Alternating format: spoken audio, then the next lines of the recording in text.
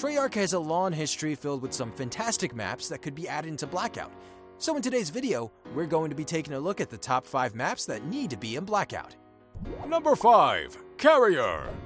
It would have been really easy for me to choose Hijacked for this position on the list, but considering everyone and their dog on Reddit and Twitter have already posted about how much they want Hijacked to be in the game, I thought I would go for the lesser talked about boat map in Call of Duty Black Ops 2, Carrier. The map takes place on a Chinese aircraft carrier and has an equal amount of long sightlines and smaller close quarters combat areas. The playable area from Black Ops 2 is really only a small part of the super carrier. You get to play on half of the main deck and a little bit of the command center, but other than that, the rest of the boat is completely blocked off. But really, this super carrier would be incredible as a location for Blackout. You could unlock the doors in the command center, allowing people to go deeper into the boat, and you could unblock the other half of the carrier's flight deck to allow people to go over the whole thing. Since it's a military boat, you would be able to have a bunch of high-value loot on it. And since it would be out in the ocean and far away from the opposite end of the map, it would be a pretty risky play. Sure, Hijacked would be cool, it's a fan-favorite map, but wouldn't it be cooler to have a giant military super carrier instead? Super carrier!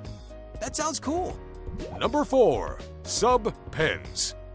Much like the name of this map implies, Sub-Pens takes place in a submarine base that has pretty much completely bombed out.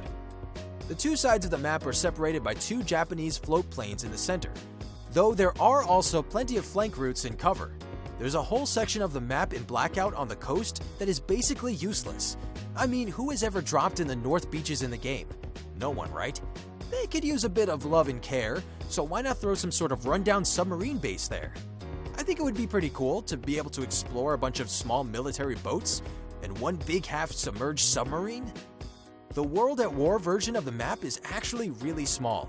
You only get to play around the main docking bay of the Sub-Pens, and other than that, there really isn't much to explore. A whole sub-base to hunt around for high-grade loot would be really awesome, and it would be the perfect drop zone for people who are really into close quarters, tight, and claustrophobic combat. Not me. Not me. Number 3. Der Eisendrache. I've said it before, and I'll say it again now, I'm a sucker for medieval castles, and that's why I really want to see the Zombies map Der Eisendrache in Blackout. This Zombies map was added into Black Ops 3 as part of the first DLC pack for the game. Originally set in the Austrian mountains, the map is basically a giant medieval castle that has been transformed into a Group 935 research lab and prep station for their moon base. The map is widely considered to be one of the best maps that Black Ops 3 has to offer, both because of its emotional storyline and its general layout and replayability.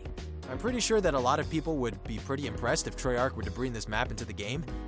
Zombies maps are already the coolest places to drop in Blackout. By fighting zombies, you get the chance for weapons like the big ray gun to spawn, and the mystery box always has something good inside it. Adding Der Eisendrache would be like adding the ultimate zombies map, and it gives the Treyarch team a good opportunity to add one really cool weapon into the game. One of the things that made Der Eisendrache so popular was the similarity that it shared with Call of Duty Black Ops 2's Origins map. In that map, you had 4 elemental wonder weapon staffs that you could build, and in Der Eisendrache, you could get yourself 4 elemental bows. Now, I'm not saying that Treyarch would include the elemental upgrades, but it would be pretty cool if you could unlock the Wrath of the Ancients bow from Der Eisendrache, right? If the Wolf King painting from the map is already in Nuketown, then I see no reason for the rest of the map not to be in Blackout as well. Huh? Number 2. Stadium.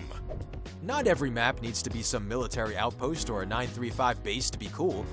I mean, just look at Rivertown. That has nothing to do with any kind of military, and it still manages to be a pretty fun drop location. There's something that always has made me feel a little bit uncertain about Rivertown, though. It has no sports stadium. What kind of town doesn't have a sports stadium? That's where the Black Ops 1 map stadium comes in. Adding into Black Ops 1 as part of the First Strike DLC, Stadium is an urban map that is set around and slightly inside of an ice hockey stadium and the buildings around it. It's a tight map with some longer sightlines in the middle, and was always a personal favorite of mine since it was added into the game.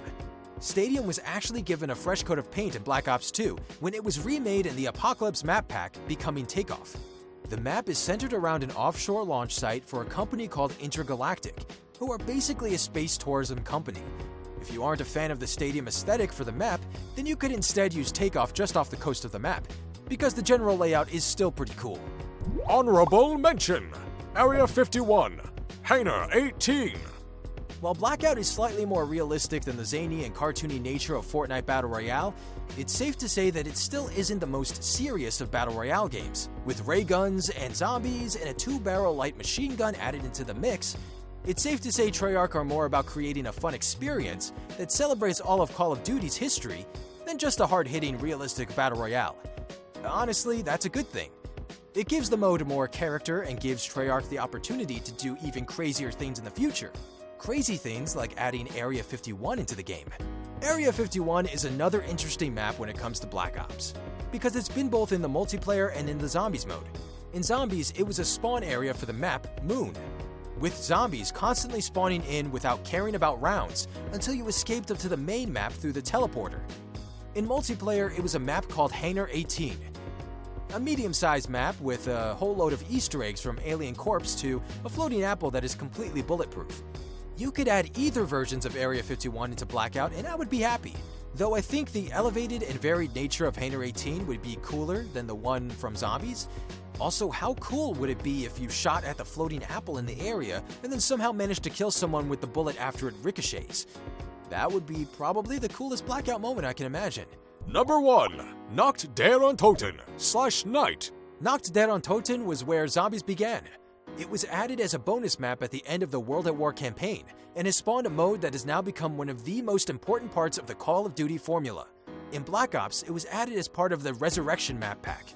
In Black Ops 2, it was hidden in the depths of Transit, and in Black Ops 3, it was added both as a standalone map in Zombies Chronicles and as part of the final map in the game, Revelations.